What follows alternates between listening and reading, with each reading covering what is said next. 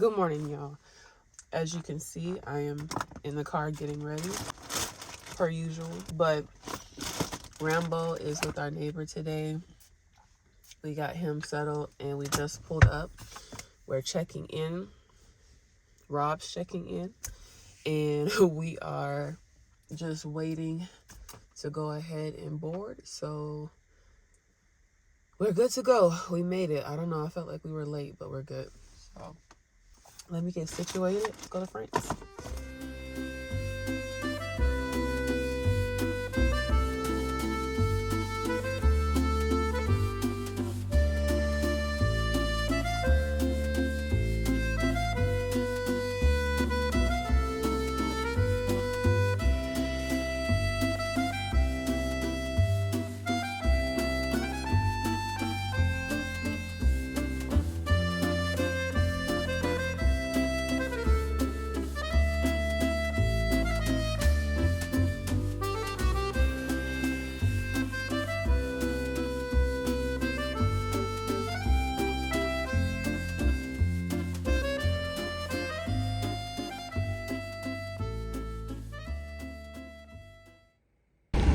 Hey y'all, so we just arrived to the winery. Super excited. I can't wait to taste the wine and just explore the vineyard.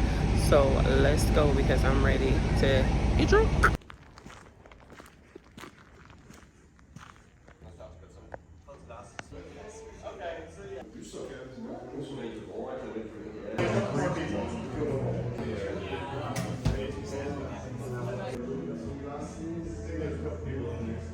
Just now wait for last people to join us. But if you want, let's go outside with the glass. Keep the glass with you during the whole tour. You can bring it near the tanks. It's completely fine, or even better. Not gonna lie, when you work in the wine, you always got a glass. Maybe two. You about to get drunk? Already. Y'all ready?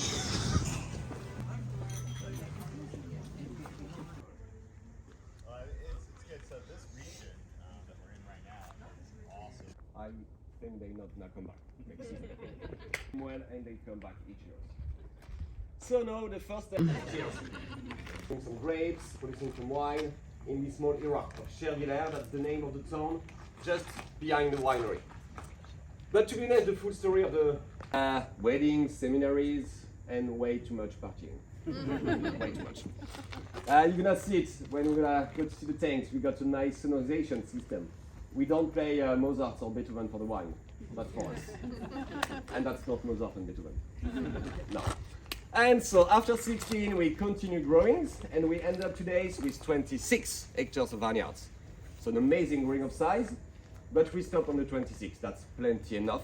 The idea is to focus on the quality of the wine and not the quantities. And so, now tell me, do you know the word terroir? Yes. Yes, some of you. Did some of you don't know what is the terroir? Yeah. Terroir is the earth, the soil, the rocks that you're going to find around the vines. And that's for sure the most important things in Alsace. Alsace is the richest region in the world for the terroir, for the winemakings. And so that's why you don't want to get all the plots at the same location. You're going to try to spread the vineyards as much as possible. And like this, you can search for a little bit of all the terroir. So maybe some granites, shade stones, volcanic, clays and gravels, the blend of some of them sometimes. Yeah, and if you want to get an idea, you can imagine a line of 25 kilometers north to the south, and each half kilometer you're going to find small plots of the Achillée vineyards. We work on the 10 grapes variety from the region. 9 for the whites, only 1 red grapes. You know which one? Only red grapes in Alsace. You got just 1. At the time, you got a pretty small and humble vineyards, maybe 4 to 5 hectares only. And he was producing some grapes, growing the grapes and selling the grapes to some other winemakers. And he was doing it in the conventional ways. But in 98, 99, he decided first to do his own wine and then to switch to organics, to biodynamics. So when you want to change a plot of vineyards from conventional ways to the biodynamics, it's just a lot of patience. Because if you know, back in time for the wine, they use a lot of pesticides and chemicals. So you just need to wait to get some healthy soil again. A lot of analysis, and after maybe 5 to 7 years, you can put the organic label on the bottles. And so after that, he decided to grow, to buy some small plot when he can, and he managed it pretty well, actually, because you're not gonna find some land so often to buy in the region. But we end up in 2016 with barely 17 hectares of vineyards. So we start with 4 to 5, we end up with 17. Amazing growing of size. And so at the time, we're gonna need a new building, some new tanks, because more volume of grapes and so more volume of wine. And so we built this one.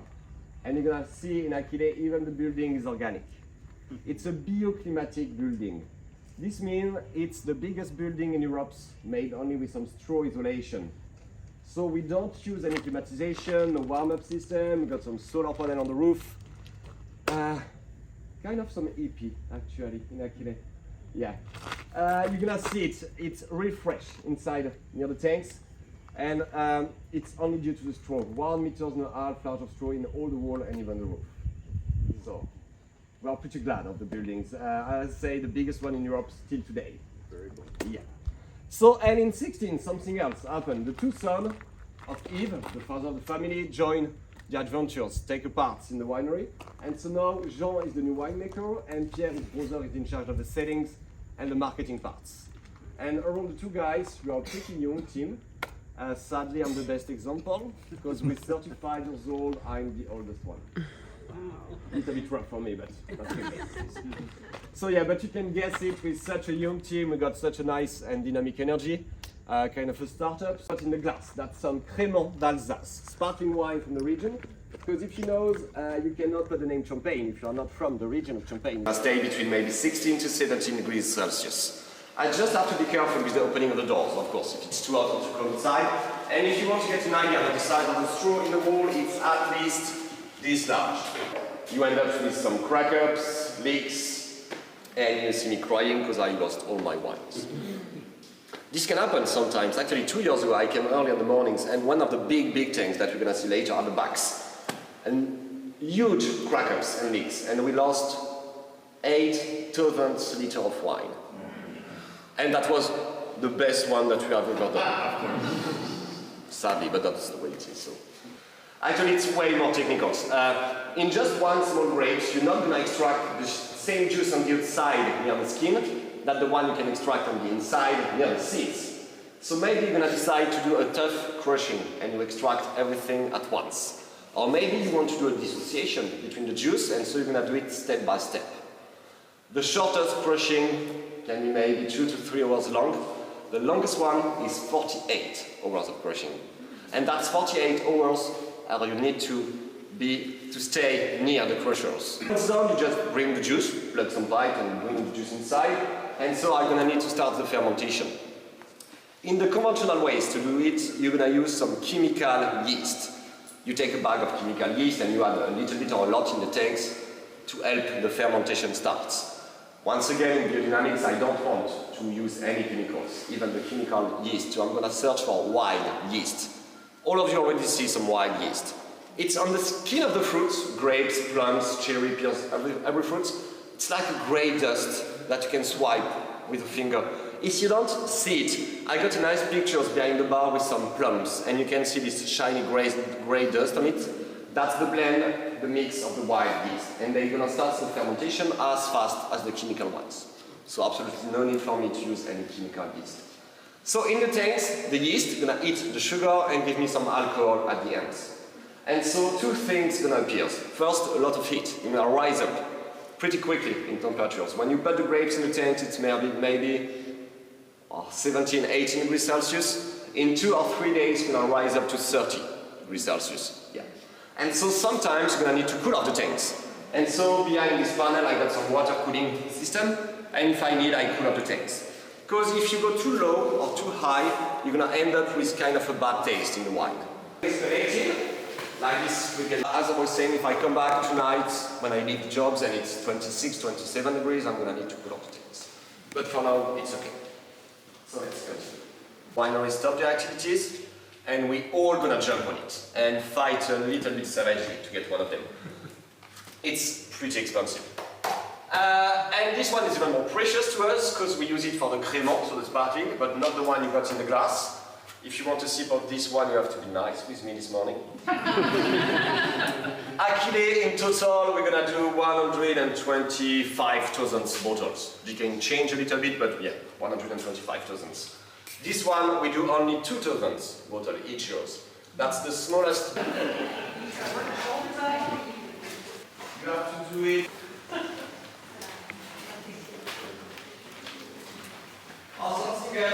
Orange, but with orange colorations.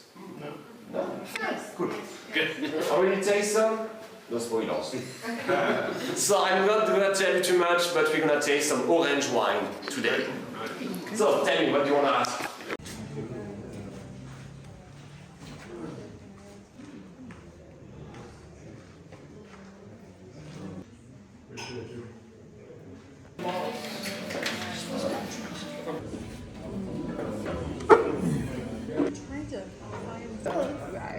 I haven't done it.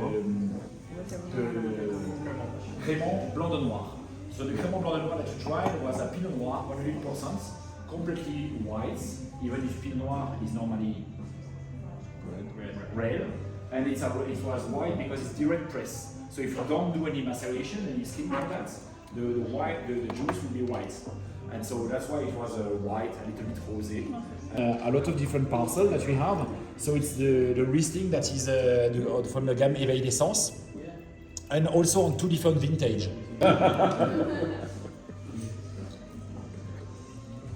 It's the same one? So Riesling, as you may know as well, They said it wasn't masticated, so it's just straight press. one of the best grapes to show what's inside the ground because it's not aromatic like a muscat. And in the Riesling that you have over there, you can see that you have a lot of minerality. You can eat with that.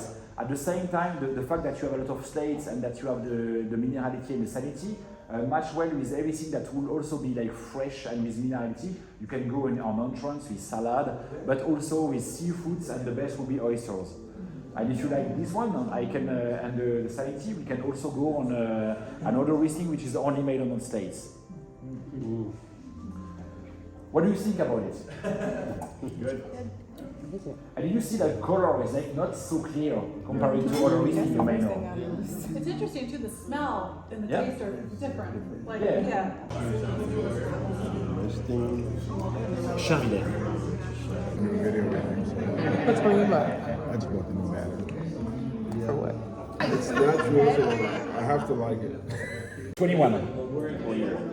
Oh, let me also try it. It's just aged 2 more years, yeah. Oh, okay. It's different. Oh, it's peppery. Ooh.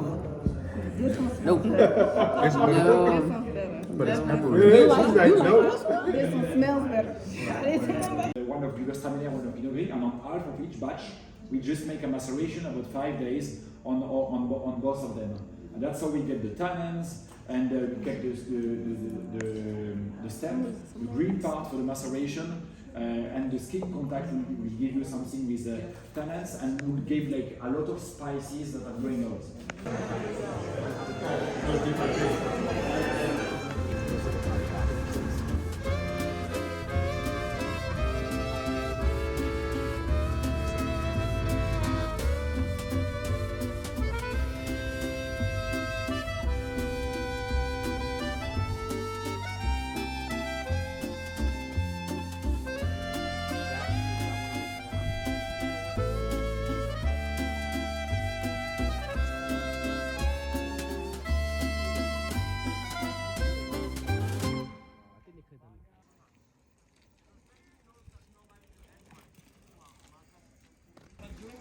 I tell you that in Achillée we like to serve the wine. Where are you? Good.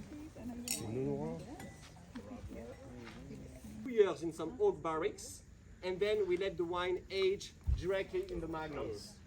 And so the magnums is actually the perfect size to let some wine age. The evolution always. And you want to know why this is the best red wine from Alsace? Wow. Because we crush it by stomping on it.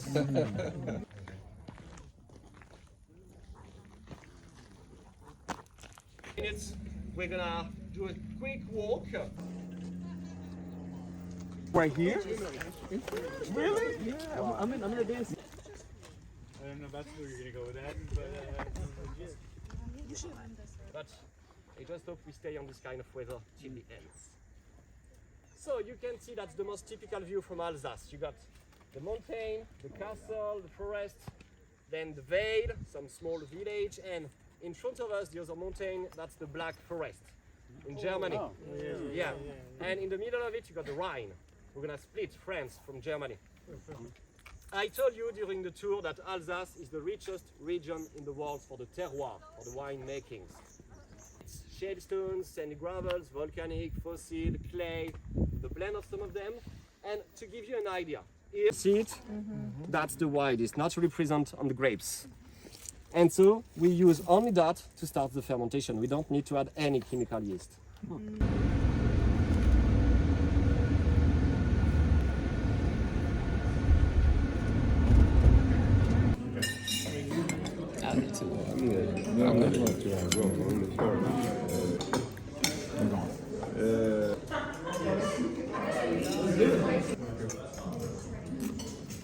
Guys want more of that? I'm good, thank you. This, oh, you're fine. This is Primo. Okay. That's not bad either. I think it has seasoning. That's what it tastes like to me, like that too.